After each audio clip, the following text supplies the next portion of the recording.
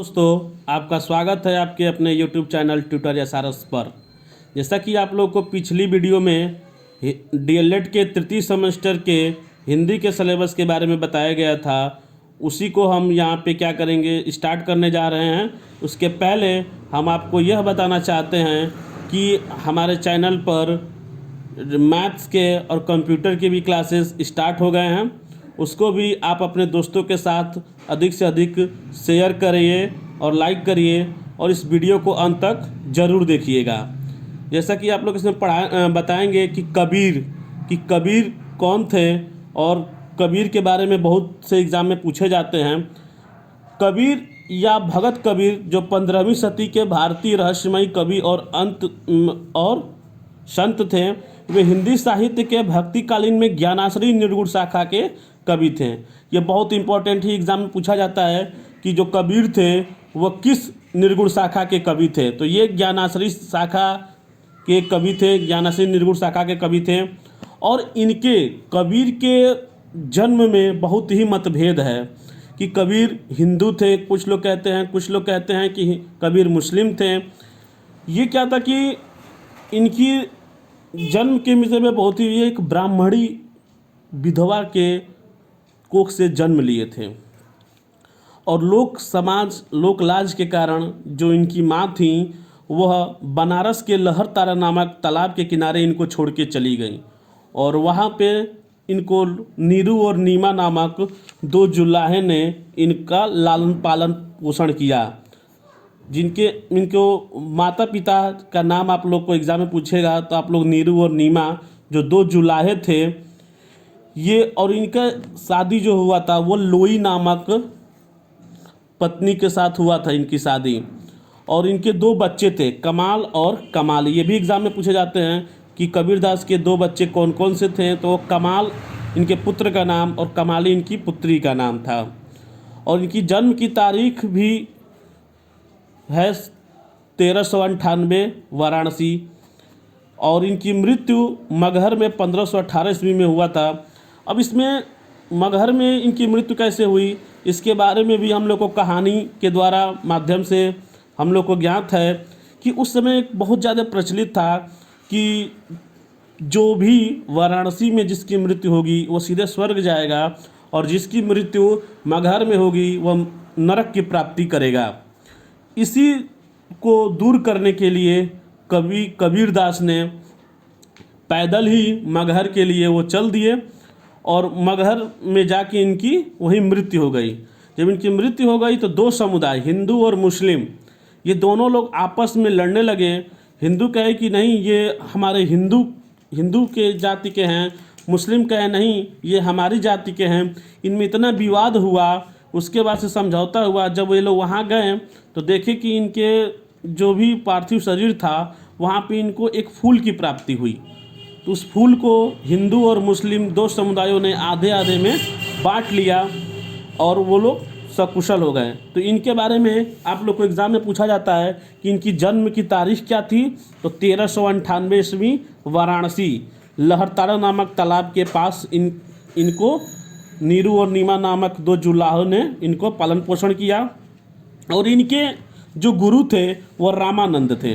रामानंद इनके गुरु थे, उनकी पत्नी का नाम लोई था। इसके आगे आप लोग को कबीरदास की रचनाएं के बारे में आता है। तो कबीर एक अनपढ़ थे, वो लिखे पढ़े नहीं थे। यह उनके इस कथन से स्पष्ट हो जाता है कि वो पढ़े लिखे क्यों नहीं थे। तो मासी कागज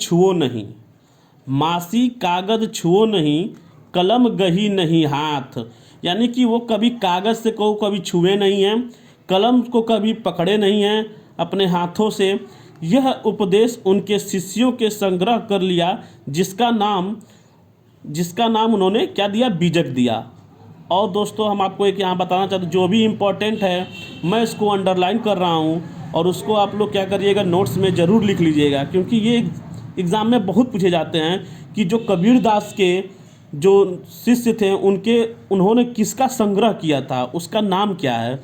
तो उन्होंने संग्रह किया था बीजक का। अब देखिए बीजक के भी 3 भाग हैं, साखी, शबद, रामायणी। ये बहुत ही इम्पोर्टेंट है, ये एग्ज़ाम में पूछे जाते हैं। कि बीजक के अंतर्गत जो 3 भाग हैं बीजक के कौन कौन से हैं, तो साखी है, सबद है और रामायणी है। तो साखी के अंतर्गत क्या आते हैं, तो जो भी दोहे होते हैं दोहे के रूप में हम साखी का प्रयोग करते हैं। दोहे भी जो भी होंगे वो साखी के अंतर्गत आएंगे। सबद जो है वह गे के पदों में प्रदर्शित किए जाते हैं और रामायणी में हमारा चौपाई आता है। तो ये देखिए कबीरदास के बारे में आप लोग का ये रहा। और कबीरदास के बारे में भी कई गाथाएँ थीं कि कबीरदास कैसे थे, क्या थे कैसे थे, और इसके बारे में इनकी जो भी रचनाएं थी कबीरदास की वह आपको सब बता दिया गया है, जो कि एग्ज़ाम के दृष्टिकोण से बहुत ही महत्वपूर्ण हैं। और इसको जो भी अंडरलाइन किया गया है ज़रूर आप उसको अपने नोट्स में बना के लिखिएगा, और यह अगर एग्ज़ाम में नहीं आए तब आप हमको बताइएगा, क्योंकि जो भी इम्पोर्टेंट है वह सब आपको हम प्रोवाइड करा दे रहे हैं यहाँ पे, जो कि एग्ज़ाम के दृष्टिकोण से अति महत्वपूर्ण हैं। जैसा कि आपको अभी कबीरदास जी के बारे में बताए हैं, अब उनके आगे आते हैं आपके सूरदास। सूरदास के बारे में आपको हम बताएंगे। ये जो थे वो भक्ति काल के कवि थे, भक्ति काल के महान कवि थे। और ये पूछा जाता है कि सूरदास किस काल के कवि थे, तो ये सूरदास जो थे हमारे भक्ति काल के कवि थे। और जो सूरदास थे वो श्री कृष्ण के बारे में, अधिकतर श्री कृष्ण के बारे में ही इन्होंने लिखा है। और ये कृष्ण के मोह में, कृष्ण के याद में, कृष्ण के प्यार में ये पागल हुआ रहते थे हमेशा। और इन्होंने श्री कृष्ण के अनन्य उपासक और ब्रज भाषा के श्रेष्ठ कवि महात्मा सूरदास जो थे उनको सूर्य माने जाते थे। इनको सूर्य भी माना जाता था, सूरदास को भी। ये भी आप लोग मत भूलिएगा कि सूर्य किसे माना जाता था, तो वो हमारे सूरदास जी को माना जाता था। आगे है कि सूरदास जी जन्म से अंधे थे या नहीं, इस संबंध में भी विद्वानों के में मतभेद है। कुछ लोग कहते हैं कि सूरदास जन्म से अंधे थे, कुछ लोग कहते हैं कि जन्म से नहीं बाद में अंधे हुए। और देखिए इनकी जो जन्म की तारीख थी वह 1478 ईस्वी में हुआ था इनका जन्म, और मृत्यु की जगह तारीख थी वह 1583 ईस्वी में मथुरा में हुआ था। इनका जो जन्म था वो आगरा के निकट रोनकता नामक ग्राम में 1478 ईस्वी में हुआ था। अब देखिए जैसे कि कबीर जी के बारे में भी 2 मत थे कि उनका जन्म कहाँ हुआ। इनका भी यही हाल है कि ये सूरदास जी जो थे इनके जन्म के बारे में भी विद्वानों का अलग अलग मत है कि इनका जन्म, कुछ विद्वान कहते हैं कि इनका जन्म दिल्ली के निकट सीही नामक जगह पे हुआ था। उसके बाद से आगे जाते हैं वल्लभाचार्य जी के जो पुत्र थे विट्ठल नाथ जी, उनके द्वारा अष्टछाप के कवियों में सूरदास का जो नाम आता है वह सबसे ऊपर ही आता है। इनको प्रथम स्थान दिया गया है सूरदास जी को। अब देखिए आगे क्या होता है। जो 1583 में इनकी मृत्यु थी, यह मथुरा के, आपको आगे बताया गया कि इनकी मृत्यु की जगह मथुरा थी, और इनकी मृत्यु 1583 ईस्वी में हुआ था। मथुरा के पास पारसौली नामक एक गांव था, वहाँ पे हमारे सूरदास जी इस दुनिया को छोड़ के चले गए थे, जिसके बारे में आगे बताया। और आगे इनकी रचनाएं जो थीं उनके बारे में आपको बताए हैं कि इनकी रचनाएं कौन सी थीं और कैसी थीं, जो कि बहुत ही इम्पोर्टेंट हैं और हमारे एग्ज़ामों में पूछी जाती हैं कि सूरदास की रचनाएं क्या थीं। चलिए अब आप लोग को इनकी रचनाएं के बारे में बताते हैं कि सूरदास जी की रचनाएं कौन कौन सी थीं। जैसा कि आप लोग को बता दिए कि इनकी रचनाएं जो थीं वह विद्वानों द्वारा स्वीकार की जाती हैं। इनकी 3 रचनाएं बहुत ही महत्वपूर्ण थी और इनको माना भी जाता है और ये हमारे एग्ज़ाम में पूछे भी जाते हैं, जैसे कि सुरसागर, सुरसरावली, साहित्य लहरी, ये सब बहुत ही इम्पोर्टेंट हैं। क्वेश्चन पूछा जाता है कि सुरसागर किनकी रचनाएं हैं, सुरसरावली किनकी रचनाएं हैं, साहित्य लहरी किनकी रचनाएं हैं। तो सुरसागर और सुरसरावली आप लोग सूरदास के नाम से भी याद कर सकते हैं कि अगर इनका जहाँ नाम आता है तो वो सूरदास का ही होगा। अब देखिए क्या आगे बताने जा रहे हैं आप लोगों को कि सुरसरावली जो है ये सुरसागर में सार रूप में है। ये 1107 छंद हैं इसमें। सुरसरावली में आपके 1107 छंद होते हैं। साहित्य लहरी में 118 पदों का संग्रह है। इसमें सूरदास ने अपनी काव्य प्रतिभा का प्रदर्शन किया है। साहित्य लहरी के पद रसों और अलंकारों से परिपूर्ण है।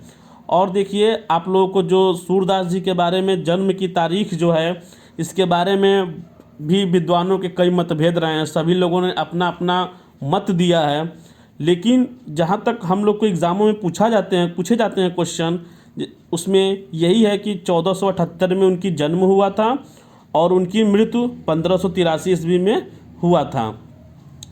और भी आप लोगों को इनकी रचनाएं के बारे में बताया गया कि सूरदास की रचनाएं क्या हैं, कबीरदास की रचनाएं क्या हैं। आप लोग को जितने भी ये टॉपिक बताए गए हैं सभी को आप लोग ध्यान से पढ़िएगा और एक नोट्स बना लीजिएगा, जो कि आप लोग के एग्ज़ाम में बहुत ही कारगर साबित होंगे और आपको अच्छे से अच्छे नंबर भी हासिल करने को मिलेंगे। क्योंकि यही जो इनकी रचनाएं हैं यही आपको हर एग्ज़ाम में इधर से उधर पूछी जाती हैं। जैसा कि हम लोग दो कवि के बारे में आपको बताए हैं, जैसे कि कबीरदास जी और सूरदास जी के बारे में, अब हम आपको बताने जा रहे हैं बिहारी जी के बारे में कि बिहारी लाल का जो जन्म था इनका कब हुआ और इनकी रचनाओं के बारे में, जो कि एग्ज़ामों में अधिकतर इनकी रचनाएं पूछी जाती हैं। कि बिहारी का जन्म 1595 में ग्वालियर में हुआ था, जो मध्य प्रदेश में पड़ता है, और इनकी मृत्यु 1664 ईस्वी में वृंदावन में हुई थी। इनकी जो मुख्य रचनाएं थी वह बिहारी सतसई है।